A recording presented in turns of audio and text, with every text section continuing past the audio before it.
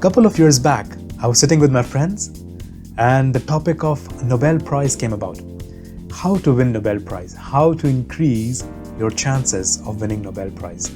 I think all the scientists, I apologize for generalizing all the scientists, but I think most of the scientists would love to have a Nobel Prize or would want a Nobel Prize.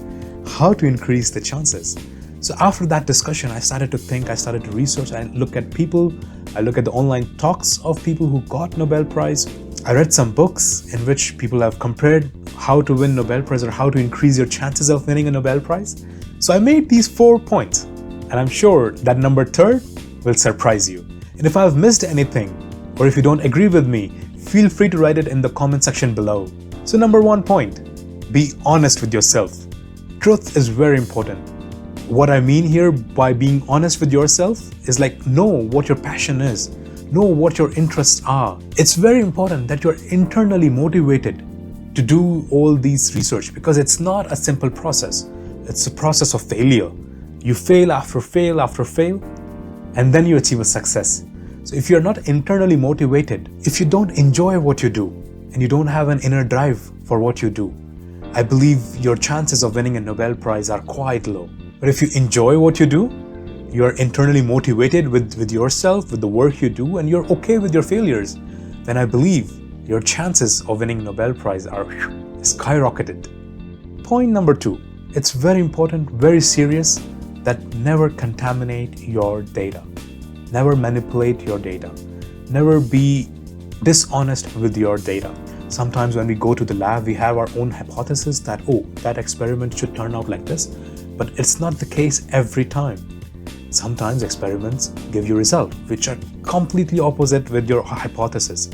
So be humble, be willing to accept those results as truth rather than imposing your hypothesis on the result. So never contaminate your data. Point number 3, the shocking point. I would never thought of this before if I have not read the book Originals by Adam Grant. I recommend this book to everybody that you should read this book for Originals. It tells you like how these originals who are moving the world with their minds think, how they spend their time, what are their hobbies. So it's very important to read this book. So let's come to the Nobel Prize winning aspect of this book. So in this book, author has researched a lot of Nobel Prize winners and came about some hobbies which will increase your chances of winning a Nobel Prize. Yes, the number 3 point is hobbies. Have interesting hobbies. So for example, if you play music, so your chances of winning Nobel Prize went up twice. And if your hobbies are in performing arts, your odds of winning Nobel Prize is 22 times more than a person who doesn't have these kind of hobbies.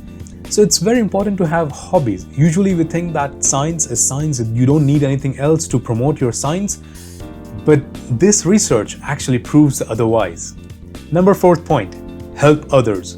Most of the Nobel Prize winners are the first ones to ask, how can I help you? They're open for collaboration, they're open for work, they're never tired of their work, they're never frustrated of their work. So they can offer help to others because they're helping themselves, they know their passion, they know what to do in life, so they can offer help to others and they are willing to help anyone in any aspect of the life. It's beautiful that the science we do in lab are not only dependent on the science or the thinking or the books we read, also depending on our social skills, how we help each other, how we do our hobbies, how we are good at in our hobbies. Our work, our professional work is getting affected by the hobbies we do. So even if you don't win Nobel Prize, don't give up on your hobbies.